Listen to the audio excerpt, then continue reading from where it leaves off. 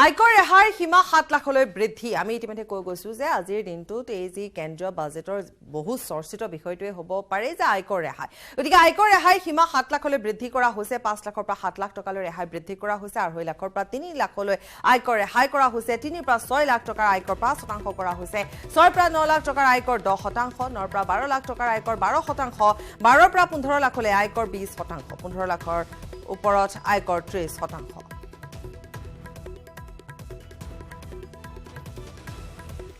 আৰু এই মুহূৰ্তত আমি আগবঢ়াই লম যে এই কেন্দ্ৰীয় বাজেটখন দাখিল হোৱাৰ পিছত যিসমূহ প্ৰতিক্ৰিয়া আহিছে আমালৈ প্ৰতিক্ৰিয়াখিনি আগবঢ়াই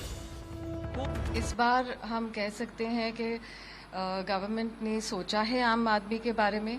और जो टैक्स रिबेट दी है जो कह रहे हैं 7 लाख का रिबेट है 5 से 7 लाख इन शॉर्ट उन्होंने हर हिसाब से हर चीज़ में वह हाउसिंग है वह आम आदमी का पर्सनल टैक्स है उसमें रिडक्शन की है तो उनको क्या होगा उनको राहत मिलेगी उससे अच्छा उसके हिसाब से मेरे को बहुत क्लियर व्यू है कि उनका स्पेंडिंग पावर थोड़ा बढ़ेगा टैक्स इंसिडेंस जो average man middle class salaried जो है उनका टैक्स इंसिडेंस कम होगा that one thing is for sure कितना फर्क पड़ेगा आपके हिसाब से डिपेंड अपॉन द स्लैब ना स्लैब के हिसाब से वो फर्क पड़ेगा जो उन्होंने कहा है कि हम टैक्स रिटर्न की जो प्रोसेस है उसको हम सिंप्लीफाई करेंगे उसका सरलीकरण करेंगे आसान तरीके से लोग कर पाए उसके लिए वो कितनी बड़ी राहत है नहीं वो है नहीं कहने की बात क्या है कि वो कुछ नया अनाउंसमेंट नहीं है वो प्रोसेस 2 साल से चल रहा है but it is now getting streamlined and bettered तो कोई भी अभी नया इनकम टैक्स पोर्टल बनाया there were technical snags but that is now getting ये बजट पेश किया गया है मिडिल क्लास के लिए आपने देखा होगा कोई खास नहीं बस 5 से 7 लाख का जो ऊपर ऊंचाई बढ़ा दी है और ऊपर से अगर टैक्स देखें तो ऐसा लगता है जैसे हम दो हमारे दो भूतों की भाषा में जो लोग कहते हैं हम दो हमारे दो के लिए खास ख्याल रखा गया है आप हाईएस्ट स्लैब जो है वो बहुत कम कर दिया गया है ये लोग समझ रहे हैं कि क्यों किया गया है और किन लोगों के लिए किया गया है बाकी डीजल पे कुछ नहीं बात हुई है पेट्रोल पे कुछ नहीं बात हुई अमृतकाल महोत्सव की बात की उस पर आपने बहुत सारे अनएम्प्लॉयमेंट की बात नहीं उनके लिए कैसे सोर्सेज होंगे कैसे करेंगे इसलिए मैंने कहा कि जब तक इसको और इसका गहन अध्ययन ना हो ये चूंकि इलेक्शन है 1 साल के अंदर में इलेक्शन है 1 साल के आसपास है उसका विशेष ख्याल रखते हुए किया गया है लेकिन हाँ कॉमन मैन के लिए अनएम्प्लॉयड के लिए डीजल पेट्रोल के लिए महिलाओं के लिए किसानों के लिए क्योंकि थोड़ी बहुत चर्चा करके टचिंग करके जो भी हमारे सैलरीड लोग हैं जो पैसे मेहनत से कमाने वाले हैं उन सबों को टैक्स का जो सुविधा मिला है उसके कारण से आम आदमी को मध्यम वर्ग को सभी को बहुत लाभ होगा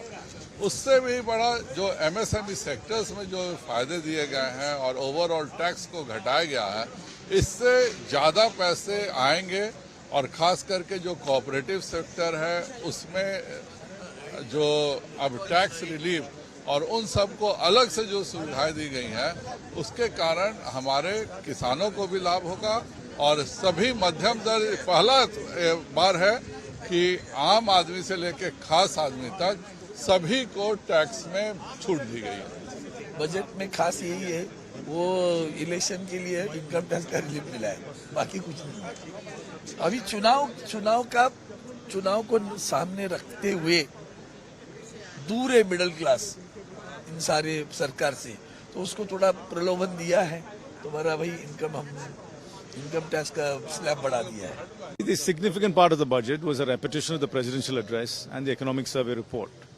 But I am a believer in a low tax regime, so any tax cuts is welcome because giving more money in the hands of the people, in my opinion, is the best way to boost the economy. But I need to look at the details before I can make an educated comment about it. जिस तरीके से आज budget में 5 लाख से जो 7 लाख का जो बढ़ाया गया है टैक्स रिलीफ उसमें काफ़ी स्वागत योग्य है और ये दर्शाता है कि ये सरकार किस तरीके से हर वर्ग को लेके साथ में लेके चलती है और देश को किस तरीके से आगे भविष्य में ऊंचाइयों पे किस तरीके से लेके जाया जाए उसके আৰু এয়া আছিল প্ৰতিক্ৰিয়া পৰৱৰ্তী সময়তো আমি প্ৰতিক্ৰিয়াসমূহ আগবঢ়াই যাবলৈ চেষ্টা কৰিম আমি এইখিনিতে লৈছো সময় বাণিজ্যিক বিৰতি কেৱল ষ্ট্ৰং নহয় মাইথান ষ্ট্ৰং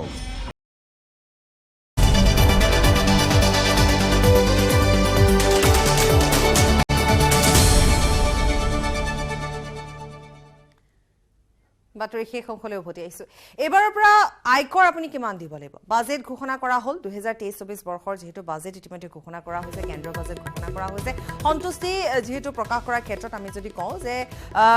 এবাৰ কিমান আয়কৰ দিব লাগিব বা আয়কৰক লৈ যেহেতু কিছু পৰিমাণে আমি যিখিনি প্ৰতিক্ৰিয়া মিশ্ৰিত প্ৰতিক্ৰিয়া আমি ইতিমধ্যে লাভ কৰিছো আমি টিভি স্ক্ৰীনত আপোনালোকক দেখুৱাইছো যে কিমান কৰ দিব লাগিব বাজেট ঘোষণা কৰাৰ পিছত আয় কিমান হলে আপুনি কিমান কৰ দিব লাগিব 3 লাখ টকালৈকে যি 0% ঠিক তেনেদৰে 3 পৰা 6 লাখ টকা হলে 5% দিব লাগিব মই আমি টিভি স্ক্ৰীনত এই মুহূৰ্তত দেখুৱাইছো 15 লাখ টকাৰ ওপৰত আপুনি দিব লাগিব 30% আজি যিখন কেন্দ্ৰীয় বাজেট দাখিল কৰা হ'ল তাত এয়া সবিস্তাৰে কোৱা হৈছে 3 লাখ টকালৈকে কিন্তু কৰ নাই 3 লাখ টকালৈকে কৰ নাই ঠিক তেনেধৰণে পৰ্যায়ক্ৰমে যদি চোৱা যায় 3 পৰা 6 লাখ টকা 5% কৰ দিব লাগিব ঠিক তেনেধৰণেৰে যদি চোৱা যায় 6 পৰা 9 লাখ টকা যদি আয় হয় তেতিয়াহলে কৰ দিব লাগিব অৰ্থাৎ টেক্স দিব লাগিব 10% 9 পৰা 10 লাখ টকা যদি আয় কৰে বা ইনকাম কৰে তেতিয়াহলে টেক্স বা কৰ দিব লাগিব 15% 9 পৰা 12 লাখ টকা হলে 15% দিব লাগিব 12 পৰা 15 লাখ টকা যদি আয় কৰে তেতিয়াহলে আপুনি দিব লাগিব 20% বাজেট ঘোষণাৰ ওপৰত আয়ৰ ওপৰত এইখিনি তথ্য ইতিমধ্যে দিয়া হৈছে 15 লাখ টকাৰ ওপৰত হলে 30% আপুনি কৰ দিব লাগিব 3 লাখ টকালৈ যদি আয় হয় বা ইনকাম হয় তেতিয়াহলে আমি পুনৰ এবাৰ কৈছো যে কোনো কৰ নাই গতিকে ইয়াকে লৈ কিছু পৰিমাণে সন্তুষ্টি ব্যক্ত কৰাৰ উপৰিও বহুজনে ক'ব বিচাৰিছে এখন নিৰ্বাচনমুখী বাজেট কাৰণ যেহেতু দ্বিতীয়টো কাৰ্যকালৰ অন্তিমখন বাজেট হ'ব গতিকে এখন নিৰ্বাচনমুখী বাজেট এখন যিখনে সাধাৰণ ৰাইজক সন্তুষ্টি দিবৰ বাবে কৰা হৈছে আৰু যিখন বাজেটক লৈ হয়তো নিৰ্বাচনৰ যথেষ্টখিনি প্ৰভাৱ পৰিব গতিকে নিৰ্বাচনমুখী এখন বাজেট বুলি কোৱা হৈছে বা ক'বলৈ কৈছে ইতিমধ্যে বহুজনে সেই কথা উল্লেখ কৰিছে আৰু এই বাজেটৰ দ্বাৰা এখন চমক দিবলৈ চেষ্টা কৰা হৈছে বুলি কোৱা হৈছে কিন্তু আয়ৰ ওপৰত যিখিনি কথা বা টেক্সৰ ওপৰত যিখিনি কথা আয়কৰ আমি ইতিমধ্যে সেয়া সবিস্তাৰে কৈছোৱে গতিকে ইয়াত যদি আমি তুলনামূলকভাৱে চাওঁ যে পূৰ্বতে কিমান আয়কৰ দিয়া হৈছিল সেয়াও আমি এক তুলনামূলকভাৱে আপোনালোকৰ আগত জনাবলৈ আমি চেষ্টা কৰিম যে পূৰ্বতে কিমান আয় দিছিল পূৰ্বতে কিমান ইনকাম টেক্স আছিল 2022 পৰা 23ত আয়কৰ যদি আমি চোৱা যায় যদি 2.5 লাখ টকালৈকে আপোনাৰ ইনকাম হয় তেতিয়াহ'লে কোনো কৰ নাছিল 2.5 লাখৰ পৰা 5 লাখ টকা হলে 5% দিব লাগে 5ৰ পৰা 7.5 লাখ টকা যদি আপুনি ইনকাম কৰে তেতিয়াহ'লে 10% ঠিক তেনেধৰণে 7ৰ পৰা যদি 7.5 লাখৰ পৰা 10 লাখ টকা যদি হয় 15% কৰ দিব লাগিব 10ৰ পৰা যদি 12.5 লাখ টকা আপুনি ইনকাম কৰে তেতিয়াহ'লে 20% আপুনি কৰ দিব লাগিব 12.5 পৰা 15 লাখ টকা যদি আপুনি ইনকাম কৰে তেতিয়াহ'লে আপুনি দিব লগা হৈছিল 25% আমি পূৰ্বৰ কথা কৈ আছো পুনৰ কৈছো যে পূৰ্বে আপুনি কিমান টেক্স দিছিল পূৰ্বে কিমান আয়কৰ দিয়া হৈছিল 2022-23 বৰ্ষ আমি যেহেতু 23-24 আমি এই মুহূৰ্তত যিখিনি কথা কৈ আছো তেতিয়া যদি তুলনামূলকভাৱে চোৱা যায় তেতিয়াহ'লে 2.5 লাখ টকালৈকে কোনো ধৰণৰ টেক্স নাছিল কৰ নাছিল ঠিক তেনেধৰণে 2.5 পৰা 5 লাখ টকা হলে 5% আছিল 5ৰ পৰা 7.5 লাখ টকা হলে 10% আছিল 7.5ৰ পৰা 10 লাখ টকা হলে 15% ঠিক তেনেধৰণে 10ৰ পৰা 12.5 লাখ টকা হলে 20% গতিকে 12.5 পৰা 15 লাখ টকা হলে 25% আছিল 15 লাখ টকাৰ ওপৰত যদি হয় তেতিয়াহ'লে 25% কৰ দিবলগীয়া হৈছিল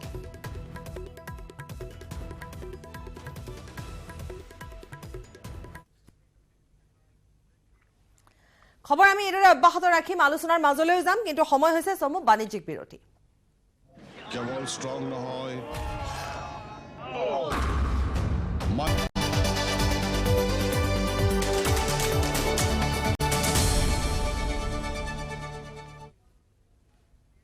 বিৰতিৰ পাছত উভতি আহিছো আৰু আমি বাজেট সন্দৰ্ভত কৈ গৈছো আমি প্ৰতিক্ৰিয়াসমূহ আগবঢ়াবলৈ চেষ্টা কৰিম কোনে ক'ত কেনেধৰণে প্ৰতিক্ৰিয়া ব্যক্ত কৰিছে নাও অফ ইণ্ডিয়া ইণ্ডাষ্ট্ৰিজ গুৱাহাটী শাখাৰো প্ৰতিক্ৰিয়া আহি পৰিছে আমি প্ৰতিক্ৰিয়া আগবঢ়াই ল'ম ওভাৰঅল ঠিকে আছে আমি বেসিক্যালি বাজেটটো মই ভাবো যে আমাৰ ওয়াৰ্ল্ডৰ লগত কম্পিট কৰিবৰ কাৰণে বঢ়িয়া হৈছে কাৰণ অলৰেডি আমাৰ বহুত আমাৰ যিসকল পিয়াৰ গ্ৰুপছ আছে মানে পিয়াৰ কাণ্ট্ৰিজ আছে তেওঁলোকৰ লগত আমি কম্পিট কৰিব পাৰিছো সেইটো আমাৰ ডাঙৰ এটা এডভান্টেজ ইণ্টাৰনেশ্যনেল লেভেলতটো আমাৰ ষ্টেটাছটো বহুত বাঢ়িছে আৰু যদি আমি ঠিক ডাইৰেকশ্যনত বাজেটটো ইউটিলাইজ কৰোঁ ডেফিনেটলি আমাৰ ইণ্ডিভিজুৱেলি আমাৰ কাণ্ট্ৰি ইণ্টাৰনেল চিটুৱেশ্যন ইম্প্ৰুভ কৰিব সেইটোতো আমাৰ কিছুতো আমাৰ নিজৰ ক্ৰেডিটৰ ওপৰত থাকিবই লাগিব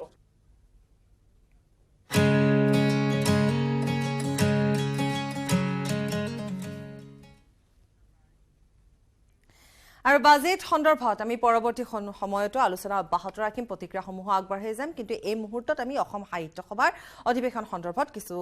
বাতৰি আমি আৰম্ভ কৰিম। অসম সাহিত্য সভা অধিৱেশনত স্মৃতি তৰ্পণ কাৰ্যসূচীত মুখ্য তৰ্পক হিচাপে অংশগ্ৰহণ কৰে ৯৮ বছৰীয়া গোলোক চন্দ্ৰ হাজৰিকাই। সভাস্থলীতে অসম সাহিত্য সভাৰ প্ৰতিষ্ঠাপক সভাপতিৰ পৰা ৭৬ সংখ্যক অধিৱেশনলৈকে কোন কোন সভাপতি আছিল সলসলীয়াকৈ তেওঁ নিউজ ১৮ৰ কেমেৰাৰ সন্মুখত বৰ্ণনা কৰিলে। আগবঢ়াম সঞ্জীৱ লাহনৰ প্ৰতিবেদন। অসম সাহিত্য সভাৰ পূৰ্ণাংগ অধিৱেশনত ইতিমধ্যে স্মৃতি তৰ্পণ হৈ গ'ল, কিন্তু আমি কেইজনে জানো অসম সাহিত্য সভাৰ এতিয়ালৈকে নতুন সভাপতি সূৰ্য হাজৰিকাৰলৈকে নাম আৰম্ভণি বা শেষলৈকে আমি হয়তো বহুতে নাজানো। আজি মোৰ লগত আছে স্মৃতি সূৰ্য গোলোক হাজৰিকা, আচলতে নামটোৱে যাৰ পৰিচয়। তেখেতৰ মুখে জানিবলৈ যাম যে আৰম্ভণিৰ পৰা এতিয়ালৈকে সন্মানীয় অসম সাহিত্য সভাৰ সভাপতিসকলৰ নাম মই আমাৰ গোলোক বৰ্তাৰ মুখৰ পৰা আমাৰ দৰ্শকসকলৰ কাৰণে, কেৱল আমাৰ দৰ্শকসকলৰ কাৰণে, আৰু যাতে সাহিত্য সভাৰ যিসকল আদি পুৰুষ সকলোৰে পৰিচয় হওক, নামটো চিনাকি হওক, সেই উদ্দেশ্যে আমি গোলোক বৰ্তাৰ মুখৰ পৰা সেই নামখিনি জানিবলৈ যাম। একেবাৰে আৰম্ভণি গোহাঁই বৰুৱা, চন্দ্ৰধৰ বৰুৱা, কালিৰাম মেধি, হেমচন্দ্ৰ গোস্বামী, অমৃত কৃষ্ণ দেৱ অধিকাৰী, কনকলাল বৰুৱা, লক্ষীনাথ বেজবৰুৱা, ৰজনীকান্ত বৰদলৈ, বেণুধৰ ৰাজখোৱা, তৰুণৰাম ফুকন, কমলাকান্ত ভট্টাচাৰ্য, বফিজুদ্দিন আহমদ হাজৰিকা, নগেন্দ্ৰ নাথ চৌধুৰী, জ্ঞানদেৱীয়া বৰুৱা, আনন্দ চন্দ্ৰ আগৰৱালা, ৰঘুনাথ চৌধুৰী, কৃষ্ণকান্ত সন্দিকৈ, মহিদুৰ ইছলাম বৰুৱা, নীলমণি ফুকন ডুবাই, অম্বিকা গিৰি ৰায়চৌধুৰী, সূৰ্যপ্ৰভা ভূঞা, নলিনীবালা দেৱী, যতীন্দ্ৰ নাথ দুৱৰা, বেণুধৰ সভা, পদ্মধৰ চলিয়া, অতুল চন্দ্ৰ হাজৰিকা, তলুকত নাথ গোস্বামী ডুবাই, ৰত্নকান্ত বৰকাকতি, মিত্ৰদেৱ মহন্ত, ডিমেশ্বৰ নায়ক, বীৰেন্দ্ৰ চন্দ্ৰ বৰুৱা, নকুল ভূঞা, জ্ঞাননাথ বৰা, আদৰ্শ চন্দ্ৰ বৰুৱা, উপেন্দ্ৰনাথ দীক্ষাত, তীৰ্থনাথ শৰ্মা, হেম বৰুৱা, গিৰিধৰ শৰ্মা, মহেশ্বৰ নায়ক, চৈতেন শৰ্মা, জগেশ্বৰ শৰ্মা, আব্দুল মালিক, প্ৰসন্ননাথ চৌধুৰী, যতীন্দ্ৰ নাথ গোস্বামী, সীতানাথ ব্ৰহ্ম চৌধুৰী ডুবাই, বীৰেন্দ্ৰ কুমাৰ ভট্টাচাৰ্য, যোগেশ দাস, বীৰেন বৰকটকী, মহেন বৰা, কীৰ্তিনাথ হাজৰিকা, মহিম বৰা, নৱকান্ত বৰুৱা, নিৰ্মল প্ৰভা বৰদলৈ, লক্ষধৰ চৌধুৰী, ভূপেন হাজৰিকা, লীলা গগৈ, হিতেশ ডেকা, লক্ষীনন্দন বৰা, ডাক্তৰ নগেন শইকীয়া ডুবাই, চন্দ্ৰপ্ৰসাদ শইকীয়া, হোমেন গোহাঁই, কনকচন্দ ডেকা ডুবাই, ৰংবন টেয়াং, ইমৰান শ্বাহ, ধ্ৰুৱজ্যোতি বৰা, আৰু এতিয়া কুলধৰ শইকীয়া, আৰু কালিলৈ পৰা হ'ব সূৰ্য হাজৰিকা। আমি শতকোটি প্ৰণাম জনাইছোঁ এই গোলোক বৰ্তাক, আৰু পুনৰ এবাৰ পৰিচয় কৰাই দিওঁ যে বিহপুৰীয়া অধিৱেশনৰ আদৰণি সমিতিৰ সম্পাদক আছিল, আৰু সেই সূত্ৰে তেতিয়াৰ পৰা সাহিত্য সভাৰ লগত ওতঃপ্ৰোতভাৱে জড়িত। আৰু আজিৰ দিনটোত অসম সাহিত্য সভাই যাক নেকি স্মৃতি সূৰ্য উপাধি সন্মান প্ৰদান কৰিছে, তেখেত